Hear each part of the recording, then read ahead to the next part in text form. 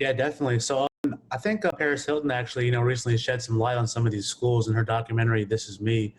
And that was basically my childhood. I was in and out of multiple boot camps and facilities and places like such as the Worldwide Association of Specialty Programs. The place I went to is called Casa by the Sea, as well as Academy and Ivy Ridge. These places, they basically wake you up in the middle of the night from your parents' house with your, hands cuffed already. They escort you, two big, huge, tall guys, to these facilities where when you get there, you're stripped down, your head is shaved, and you enter like a regimented, strict routine that revolves around abuse, manipulation, brainwashing.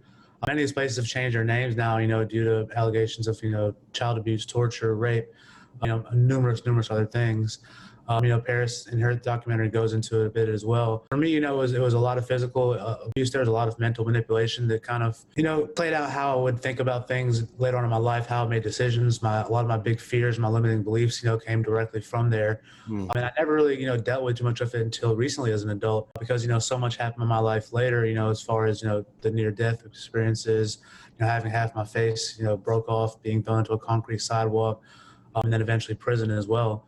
When I finally graduated from the last schools I went to, like as a kid, after that I was sick of it. I was like, no one can tell me anything. I'm gonna do what I want to do, and I dove headfirst into a lifestyle of partying, drugs, women, waking up just to go back to sleep to party again. And that quickly, in a couple of years, wound me up in prison, in Alabama State Prison, where 9 years of my life between probation, jail, prison, and inpatient rehabs, went to that. That's not to say I didn't learn a lesson from all of it. And I do say that, it kind of made me the man I am today, which is, it's kind of just a struggle saying because like, I don't want anyone to ever have to go through those things. Mm. However, now where I am now at this age, I am grateful for a lot of that.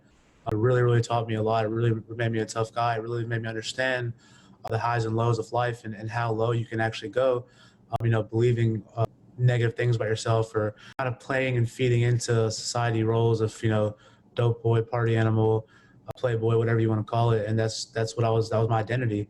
Mm. So after prison, even I got back into it again, just because I'm not the type of person you can scare or hurt or hit, make me change. It kind of has to come from within. Mm-hmm. When I got out, I kind of got back into it for a while. And my father asked me one day, if I wanted to leave the country for a while. And that was like the first turning point when everything I knew behind, everything as far as my identity, my friends, my circles, people I was selling with, people I was partying with, my girlfriends, and just went to India and lived a clean life.